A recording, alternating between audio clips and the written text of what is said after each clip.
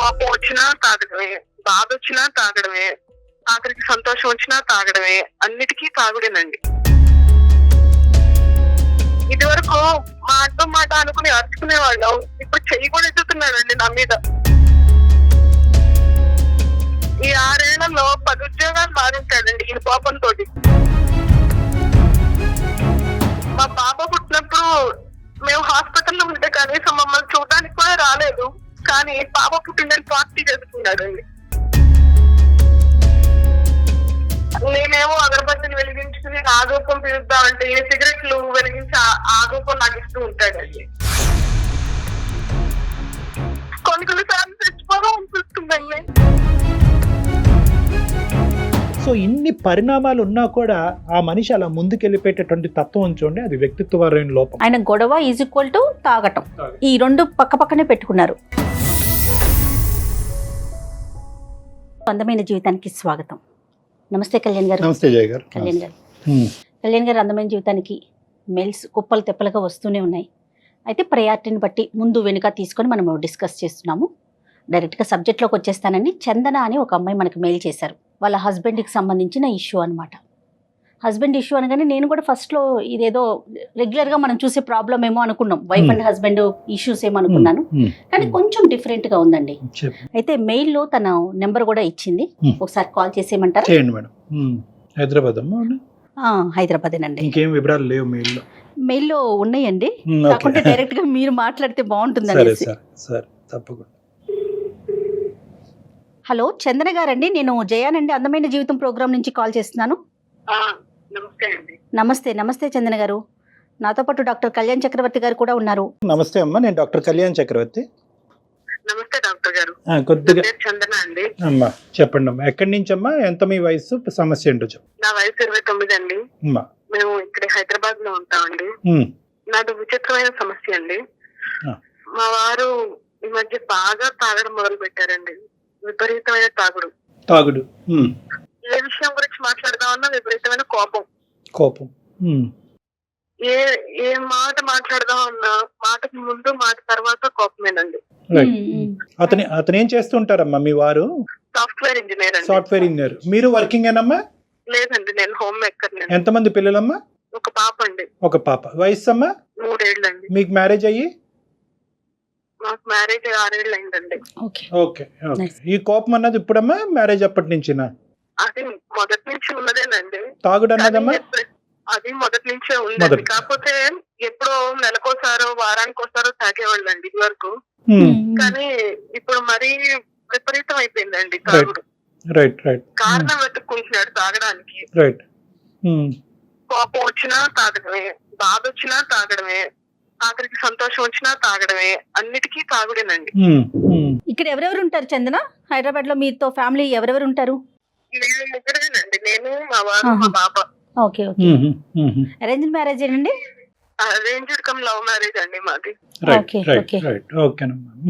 చెప్పమ్మా, అంటే ఈ కోపానికి కొన్ని నిదర్శనాలు చెప్పండి అమ్మా, ఎగ్జాంపుల్స్. అంటే ఏ పరిస్థితుల్లో ఎక్కడ వస్తుంది కోపం?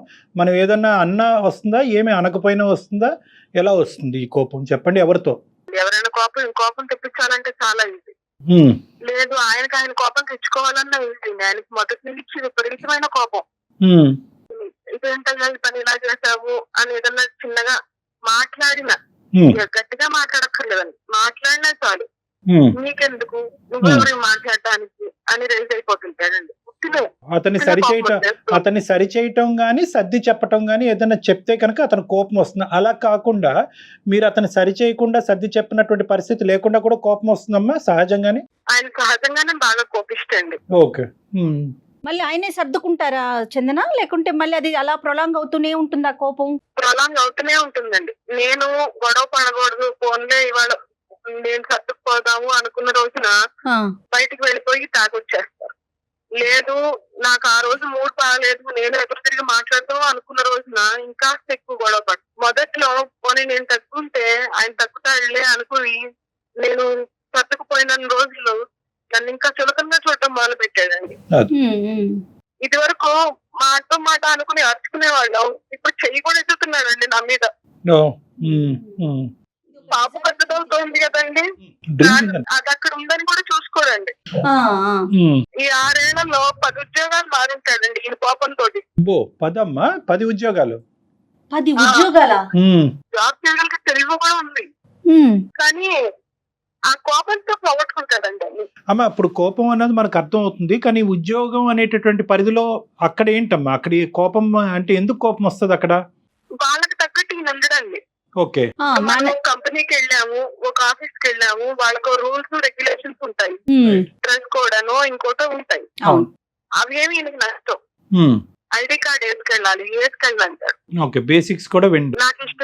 నాకు ఇష్టం లేదు అంటాడు. ఎప్పుడన్నా ఆఫీస్ కి కూడా డ్రింక్ చేసి వెళ్ళే పరిస్థితి ఉందమ్మా? ఆఫీస్ కి డ్రింక్ చేసి వెళ్ళటం గానీ, డ్రైవింగ్ చేసినప్పుడు డ్రింక్ చేయటం గానీ ఇలాంటివి ఉన్నాయా? ఉన్నాయండి. మా పాప పుట్టినప్పుడు మేము హాస్పిటల్లో ఉంటే కనీసం మమ్మల్ని చూడడానికి కూడా రాలేదు, కానీ పాప పుట్టిందని పార్టీ చేసుకున్నాడు. ఆ తాగి ఆఫీస్కి వెళ్ళాడు, అప్పుడు ఉద్యోగం పోయింది. అంటే ఆయనకి తాగటానికి రీజన్స్ అక్కర్లా, ఆయనే వెతుక్కుంటారండి. ఈ తాగటం గురించి మీ ఒక్కరికే తెలుసమ్మా, లేదంటే వాళ్ళ కుటుంబ సభ్యులు ఆఫీస్ లో ఉండేటటువంటి వాళ్ళకి ఇది పబ్లిక్ అయిందా ఇష్యూ? అందరికీ తెలుసండి. అందరికీ తెలుసు. అంటే తాగినప్పుడు కోపం ఒకలాగా, తాగినప్పుడు ఒకలాగా ఉంటుందా, లేదంటే ఎప్పుడు కూడా కోపం అనేది సబ్జెక్ట్ డిఫరెంట్, తాగటం డిఫరెంట్ సబ్జెక్ట్సా? లేదండి, ఆయనకి కోపం వచ్చింది అంటే ఇంకా తాగడమే. కోపం వస్తే తాగడానికి కోపం తెచ్చుకునే సందర్భాలు కూడా ఉంటాయండి. తాగిన తర్వాత కోపం ఇంకా విపరీతం అవుతుందమ్మా? విపరీతం అవుతుందండి. ఇప్పుడు చేతుల వరకు వచ్చిందా వ్యవహారం? అవునండి, చెయ్యి ఎత్తడం వరకు కూడా వచ్చిందండి. అయ్యో, కొన్ని మధ్య మా పాప గురించి కూడా ఆలోచించాలి. అడ్డొచ్చింది, అడ్డొచ్చేసరికి దాని మీద అరిచాడండి. కాదు డాక్టర్ గారు, ఇప్పుడు ఇంట్లో అనుకోండి తనకు కోపం వచ్చినా చెల్లిద్ది, ఇంట్లో వాళ్ళు సర్దుకుంటారు, లేకుంటే ఛీ చావు అని చెప్పేసి వదిలేస్తారు. ఆఫీసుల్లో చెల్లదు కూడా, అక్కడ కూడా ఇలాంటి పెత్తనం చూపించేస్తా ఉంటారా? అంటే ఇది వ్యక్తిత్వ పరం. ఇప్పుడు అమ్మాయి చెప్పేటటువంటి దాంట్లో ఏంటంటే ఇక్కడ కోపము, తాగుడు అనేటటువంటిది బయటకు కనిపించేటటువంటి 2 సబ్జెక్ట్స్ మాత్రమే. ఇవేంటంటే లోపల ఉండేటటువంటి వ్యక్తిత్వం గురించి మనం ఇక్కడ అర్థం చేసుకోవాలి. ఏంటంటే అహంకారి స్వభావం, నాకన్నీ తెలుసు, నేను ఎప్పుడూ టాప్ లో ఉండాలి, నా మాట అందరూ వినాలి, నేను చెప్పినట్టే జరగాలి, నా వైపు వేలెత్తి ఎవరు చూపెట్టకూడదు, నేను వేలెత్తి చూపెడితే అవతల వాళ్ళు తూచా తప్పకుండా వెంటనే ఫాలో అయిపోవాలి. సో ఇది వ్యక్తిత్వ పరమైనటువంటి లోపం. ఇది ఒక డిసార్డర్. మీరు చెప్పేటటువంటి అవకాశం లేదన్నారు, వాళ్ళ తల్లిదండ్రులు చెప్పే అవకాశం ఉందా? ఆఫీస్లో కానీ, ఎవరన్నా పెద్దల ద్వారా కానీ, స్నేహితుల ద్వారా కానీ అతని ప్రవర్తనలో ఒక మార్పు తెప్పించే ప్రయత్నం ఎప్పుడన్నా జరిగిందా? ఎవరి మాట అన్నా అతను వింటాడా? కౌన్సిలింగ్ అనేటటువంటి ఆలోచన ఎప్పుడన్నా వచ్చిందా? వచ్చిందండి. కౌన్సిలింగ్ కి తీసుకెళ్లామంటే వాళ్ళేంటి నాకు చెప్పేది, అంటే అహంకారం, నాకు మీరు చెప్పేది ఏంటి, నాకు అన్ని తెలుసు, అవన్నీ ఉన్నాయా? ఉన్నాయండి. ఎవరైనా సరే ఈయనకంటే తక్కువే, వాడు నా రేంజ్ కాదు. ఎవరితో చుట్టుపక్కల నైబర్స్ తో కూడా ఎవరితోనూ మాట్లాడదు. రైట్. ఎవరితో మాట్లాడదామన్నా గొడవే. ఈ డబ్బులు ఖర్చు పెట్టడం, స్నేహితులతో బయటకు వెళ్ళటమా అనేటటువంటిది ఉందా, లేదంటే ఆ తాగేది ఏదో 4 గోళ్ల మధ్యనే తాగుతాడా? బయటికి వెళ్తారండి, ఫ్రెండ్స్ తోనే తాగుతాడు. కోపం అనే సబ్జెక్ట్ తీసేస్తే మిగతా ఏమైనా మంచి గుణాలు ఉన్నాయమ్మా? మాట్లాడుకునే తగ్గేటటువంటి గుణాలు ఏమైనా ఉన్నాయా? మొదట్లో బాగానే ఉండేవారండి, మేము ప్రేమించుకునే రోజు.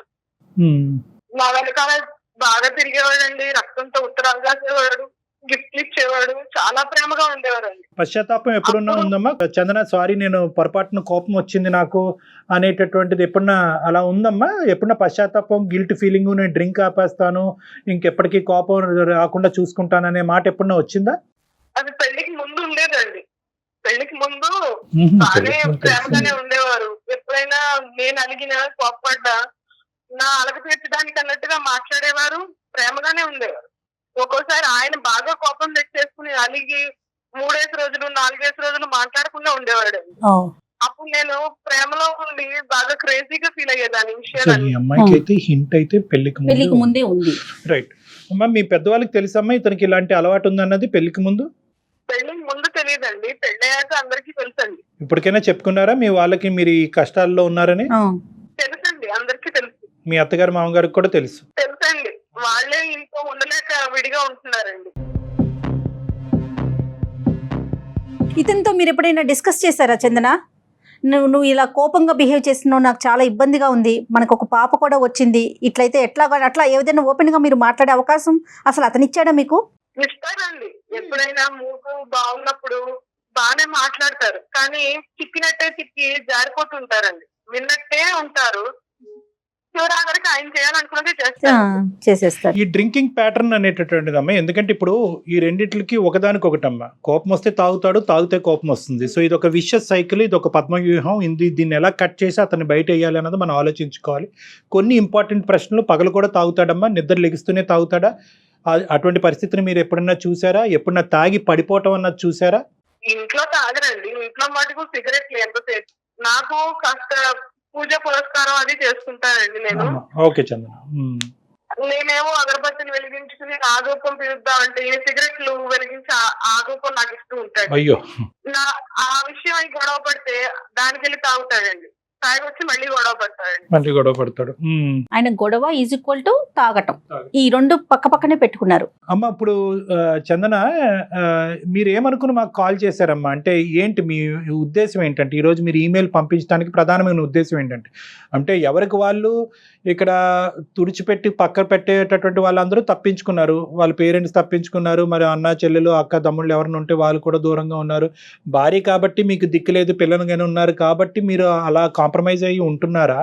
మీ ఆలోచన ఏంటమ్మా? ఎందుకు ప్రధానంగా మాకు ఈమెయిల్ చేశారు ఈరోజు?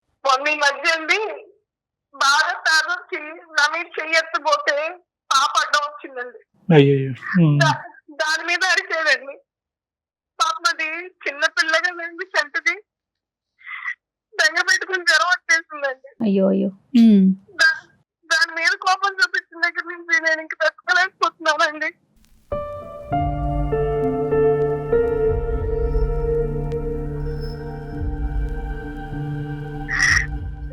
ఇన్నాళ్ళు నేనంటే పడ్డాను కదా, పాప కూడా ఎక్కడ ఇబ్బంది పెట్టండి.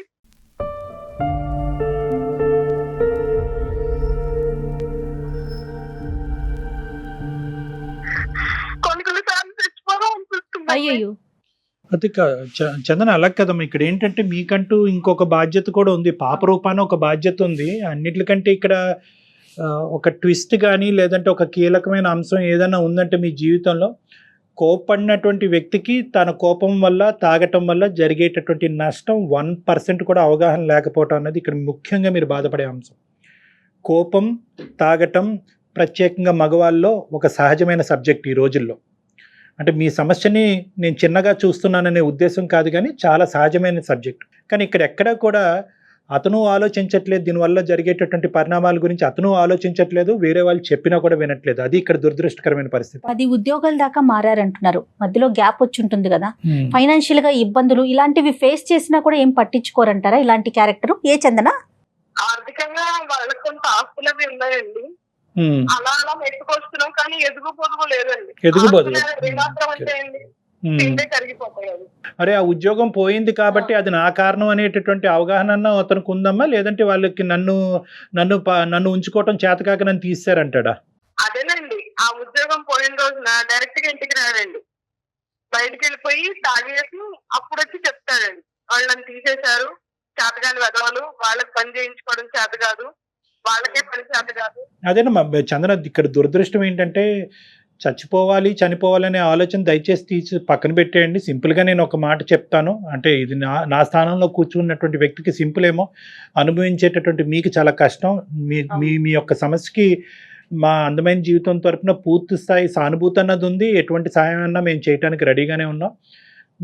మీ వరకు కూడా నేను చెప్పేది ఏంటంటే, ఇక్కడ ద డెసిషన్ ఈజ్ యువర్స్. చావు తప్ప మీరు ఏ డెసిషన్ అన్నా తీసుకోండి. ఉండాలనుకుంటున్నారా, మనిషి మారటానికి అవకాశం ఉందా లేదా, మార్పు రాకపోతే కనుక ఉండండి, లేదంటే బయటపడండి. సో నేను అనేది ఏంటంటే, చావు అనే సబ్జెక్ట్ తీసేస్తే మనం మిగతా ఆప్షన్స్ మాట్లాడుకోవడానికి అవకాశం ఉంటుంది. మీ బిడ్డ గురించి మీరు బతకాలి, మిమ్మల్ని కన్నా మీ అమ్మ నాన్న గురించి మీరు బతకాలి. So kindly delete that word. ఇప్పుడు ఏం చేయాలి? ఇక్కడున్న పెద్ద టర్నింగ్ పాయింట్ అండ్ ట్విస్ట్ ఏంటంటే కనుక, ఈ మనిషికి 0.5% కూడా అతను తప్పు చేస్తున్నాడు, తప్పుగా వ్యవహరిస్తున్నాడు, ప్రవర్తిస్తున్నాడు అనేటటువంటి అవగాహన లేకపోవడం అనేటటువంటిది ఇక్కడ ప్రత్యేకం. 90% సమస్యలు ఇక్కడే వస్తాయి. అవగాహన ఉంటే ఏం ప్రాబ్లం లేదు, మీరు చేయి పట్టుకుంటారు, అతను మీ చేయి పట్టుకుంటారు, ఏదో ఒక చోటకి వెళ్తారు, ఎవరి చేతో కౌన్సిలింగ్ చేయించుకుంటారు, డాక్టర్లే అక్కర్లేదు, మీ ఇంట్లో పెద్దవాళ్ళే కౌన్సిలింగ్ చేసి అతను బయటకు వేస్తారు. ఎందుకంటే అరే నీకు బరువు బాధ్యతలు తెలియవా, నీకు బాధ్యతలు తెలియనప్పుడు నువ్వు ఎందుకురా పెళ్లి చేసుకున్నావు, ఇల్లు గొల్ల చేస్తున్నావు, డబ్బులు ఖర్చు పెడుతున్నావు, సమాజంలో మర్యాద పోగొట్టుకుంటున్నావు, భార్యగా ఇలువ లేవు అనేటటువంటి ఈ పదాలు ఎవరు వాడినా కూడా ఆటోమేటిక్గా అక్కడ కౌన్సిలింగ్ జరిగినట్టే మనిషిలో ఎంతో కొంత మార్పు వస్తుంది. సో ఇక్కడ పెద్దవాళ్ళు అనేటటువంటి వాళ్ళు ఎప్పుడో ఇందులోంచి బయటకు వెళ్ళిపోయారు అన్నట్టు నాకు అనిపిస్తుంది ఆవిడ మాట. ఈవిడ ఒంటరి పోరాటం చేస్తుంది ఆవిడ. సో ఈరోజు ఆ మనిషిని మా దగ్గర తీసుకురావడానికి ప్రయత్నం చేసినా కూడా అది ఉపయోగపడలేదని అంటున్నారు కదా చందన గారు. రారండి, అది కూడా ఒక గొడవేనండి. నేను ప్రయత్నించి చూసానండి. మా అమ్మ వాళ్ళకి మా నాన్నగారు అన్నయ్య వచ్చి ఒకసారి మాట్లాడిపోతే, మీరెవరు మాట్లాడడానికి, మీరెందుకు కల్పించుకుంటున్నారు, అసలు నువ్వెందుకు చెప్పావు వాళ్ళకి అని అది ఇంకో గొడవ. ఆఫీస్ బయట కోపగించుకోవటం, బయటకు వెళ్ళి తాగటం అనే అంశాల గురించి మనం మాట్లాడుకుందాం. అది మీ పరిధిలో లేనటువంటి అంశం. మీకు సంబంధించిన అంశం ఏదన్నా ఉందా? అతను ప్రత్యేకంగా మీరు స్లోగా చేస్తారనో, కరెక్ట్గా చేయరనో, నీట్గా ఉంచరనో, పాపం సరిగ్గా చూసుకోరనో, ఇలాంటి ఏమైనా కరెక్టబుల్ సబ్జెక్ట్స్ అంటే మార్పు తీసుకురాగలిగేటటువంటి సబ్జెక్ట్స్ ఏమన్నా మీలో ఉన్నాయా? అవేమన్నా మీరు ఆ ప్రయత్నం ఏదన్నా చేస్తే కనుక మనిషి ఏమన్నా కొంతవరకు చల్లబడేదానికి అవకాశం ఉందా? అన్ని రకాలుగా ప్రయత్నించి చూశానండి.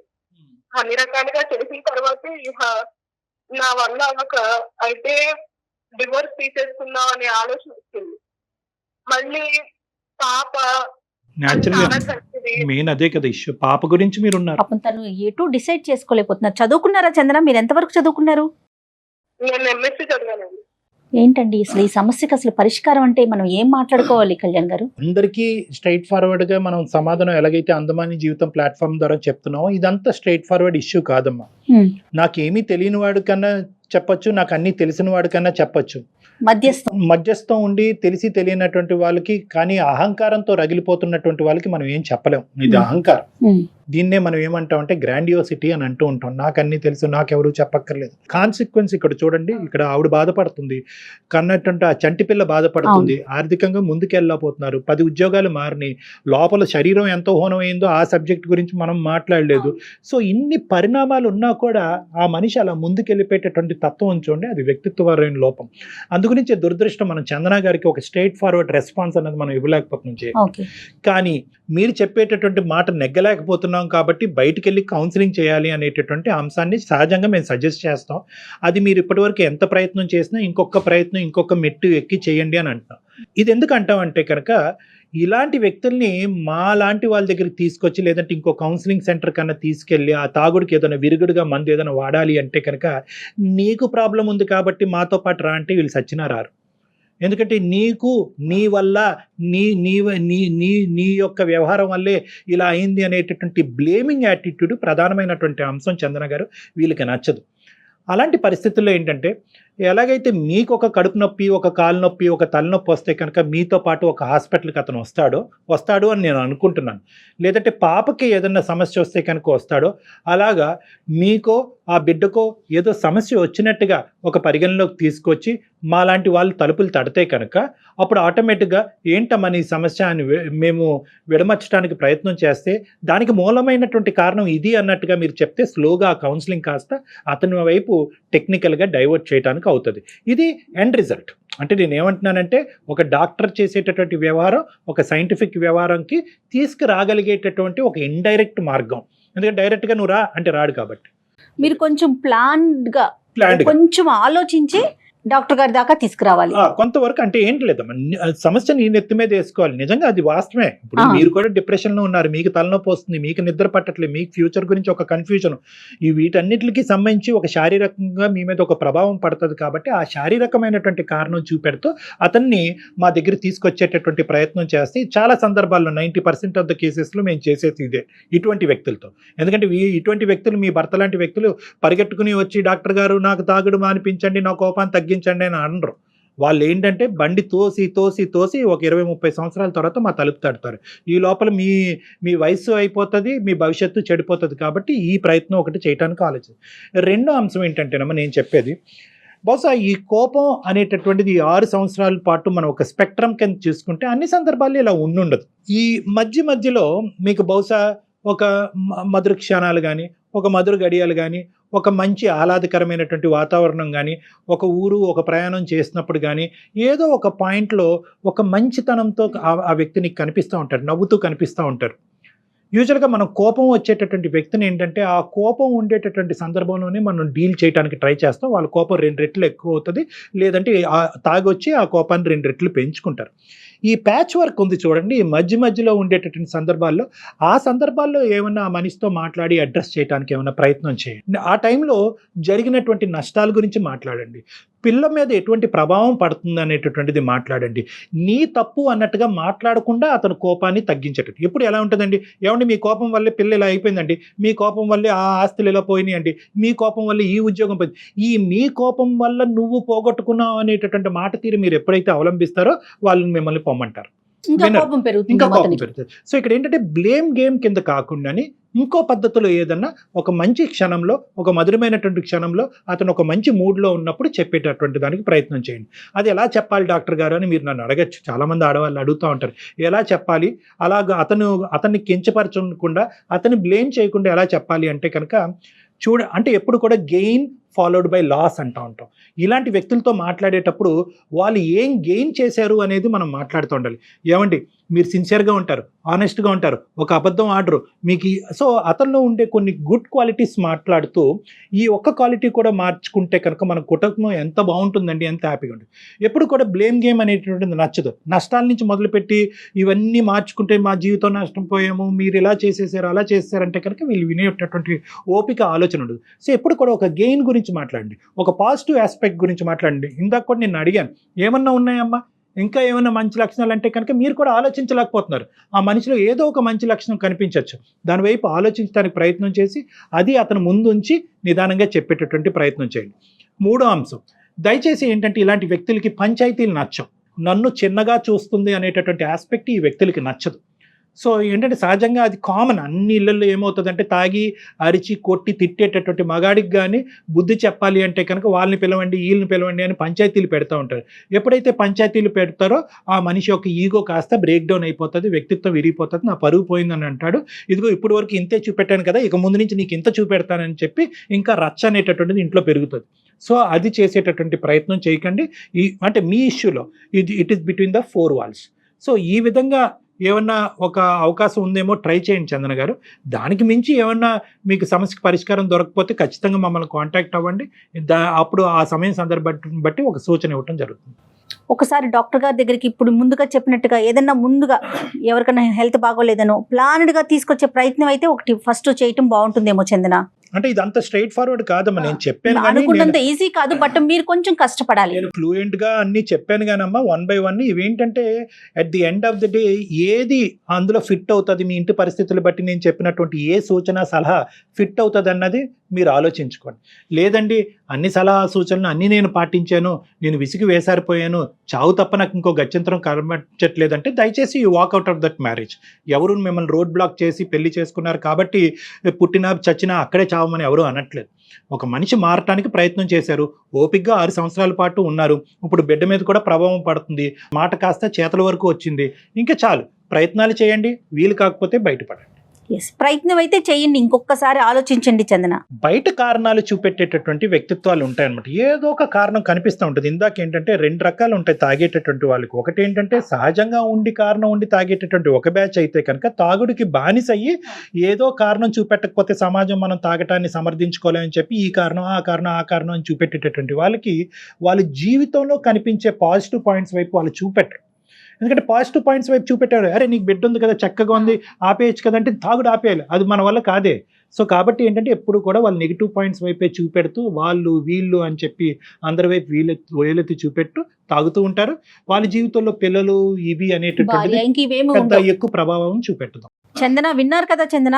విన్నానండి. ఎస్, డాక్టర్ గారు చెప్పినట్లుగా కొంచెం ఇవన్నీ మనం చెప్పటం చాలా సింపుల్గా అనిపించవచ్చు, మీరు పాటించడం కష్టమే, బట్ మీ కాపురాన్ని నిలబెట్టుకోవాలంటే తప్పదండి. కొంచెం ఓపికగా 1 by 1 step by step try చేస్తూ చూడండి. మీకు ఇంకా పర్సనల్గా మాట్లాడాలని ఉంటే నేను నెంబర్ కూడా మీకు ఫార్వర్డ్ చేస్తాను. మీ నెంబర్ నా దగ్గర ఉంది కదా, ఒకసారి డాక్టర్ గారిని కూడా మీరు కన్సల్ట్ చేయొచ్చు. అలాగేనండి. రైట్, కానీ ధైర్యంగా ఉండండి చందన, ధైర్యాన్ని మాత్రం కోల్పోవద్దు. అలాగేనండి. మీ ఫ్యామిలీ సపోర్ట్ కూడా తీసుకుని ఆ. వాళ్ళతో మాట్లాడుతూ వాళ్ళకి దగ్గరగా ఉండటానికి కూడా ప్రయత్నం చేయండి అమ్మా. ఎందుకంటే ఇలా అయితే నిరాశ పడిపోయి నీరసించిపోతారు. సో అవును ఫ్యామిలీతో కాంటాక్ట్ మెయింటైన్ చేయటము, మీకంటూ ఒక నావిగేషన్ పెట్టుకోవటం, ఒక జాబ్ చేయటము, పాపతో పాటు టైం స్పెండ్ చేయటము, ఏదన్నా మీరు మాస్టర్స్ చేశానని అంటున్నారు, మీరు ఒక ఎడ్యుకేటెడ్ పర్సనే, మీకంటూ ఒక ఉద్యోగం చూసుకోవటం. సో మీ లైఫ్ అంటూ కూడా ఒక ప్రయాణం మొదలు పెట్టాలేమో అనేటటువంటిది కూడా గుర్తుపెట్టుకోండి. మీకు ఒక సోషల్ లైఫ్ ఉండాలి, ఒక సామాజిక పరమైనటువంటిది, ఒక కెరియర్ అనేటటువంటిది ఉండాలి. ఇవన్నీ కూడా బిల్డప్ చేసుకుని మీ కాళ్ళ మీద మీరు నిలబడే జీవితం ప్రయత్నం కూడా అంతా చేస్తారు. టోటల్ గా ఆయనే కనిపిస్తున్నారు. సో కొంచెం దాని నుంచి మీరు బయటకు Divert వచ్చే అవటానికి కూడా try ప్రయత్నం చేస్తే కొంచెం ఏదైనా బెటర్ ఉంటుందేమో. ఓకే చందన, అలాగే. ఓకేనమ్మా? ఓకే అండి. Okay right Chandana, all the best అండి. థ్యాంక్ యూ అండి. Thank Thank you. you. Good luck. నమస్తే. నమస్తే. జనరల్ గా చూస్తూ ఉంటారా కళ్యాణ్ గారు ఇలాంటి కేసెస్ ఎక్కువేనండి? వెరీ కామన్ అమ్మా. కానీ ఈ అవునండి. అమ్మాయి దురదృష్టం ఏంటంటే పాపం చాలా ఓపిక్ పోరాడింది. అంటే ఆ. మనం వన్ సైడ్ ఆఫ్ ది వర్జనే విన్నాము. అవునవును. అతనితో మాట్లాడితే బహుశా ఈ అమ్మాయి గురించి ఏం చెప్తాడో మనకు తెలియదు, కానీ అది వేరే అయితే బట్ ఇంట బయట కూడా అలానే ఉన్నాడు కదా క్యారెక్టర్ చూస్తుంటే మనం. మల్టిపుల్ ఎగ్జాంపుల్స్ కనిపిస్తున్నాయి. చాలా సహజమైనటువంటి ప్రాబ్లమే. ఇందాక నేను ఒక పాయింట్ చెప్పాను చూడండి, నాకు సమస్య ఉన్న అది అని అనిపించే వాడి దగ్గర ఇది అసలు సమస్యే కాదమ్మా. నాకు లేదు, సమాజంలోనే సమస్య ఉంది అని అనుకునేవాడు మిగతా వాళ్ళందరినీ కూడా తిప్పుతూ ఉంటారు, ఇబ్బంది పెడుతూనే ఉంటారు. ఇష్టమైన పరిస్థితి అదనమాట. Right. Thank you. Thank you Kalyan గారు. Thank you. నమస్తే.